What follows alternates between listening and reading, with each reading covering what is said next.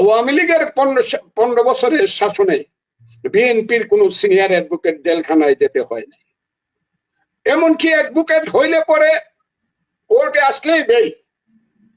একটা প্রশ্ন জিজ্ঞাসা করা হয় নাই আওয়ামী লীগের 15 বছরে হাইকোর্টে কোন বিএনপির উকিল আগাম জামিন বলেন আর রেগুলার জামিন বলেন বেল। এখন শত শত উকিল জেল খাটতেছে। এক, আমি ওদের পক্ষে না, আমি হইলাম আমার পক্ষে। আমি আমার নেতাদেরকে বলি দিন কিন্তু আসতে পারে। আমি আমার উকিল যারা সিনিয়র উকিল যারা বিএনপি করেন তাদেরকে বলি দিন কিন্তু আসতে পারে। কারণ বাংলাদেশ কিন্তু জোয়ার ভাটার দেশ। এই দেশ কিন্তু জোয়ার ভাটার দেশ।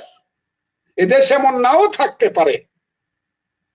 আর সবার উপরে আছে যে যিনি আমাদেরকে সৃষ্টি করেছেন, ওয়াতাইজু মান তাশাউ ওয়া তাজিল্লু মান তাশাউ বিয়াদিকাল খায়র ইন্নাকা আলা কুল্লি শাইইন কাদির।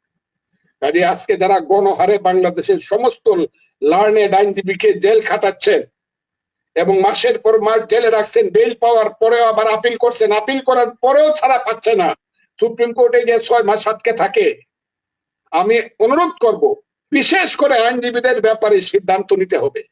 কারণ আওয়ামী লীগ কিন্তু তাদের আমলে কোনো আইনজীবীকে জেলখানায় দেয় না।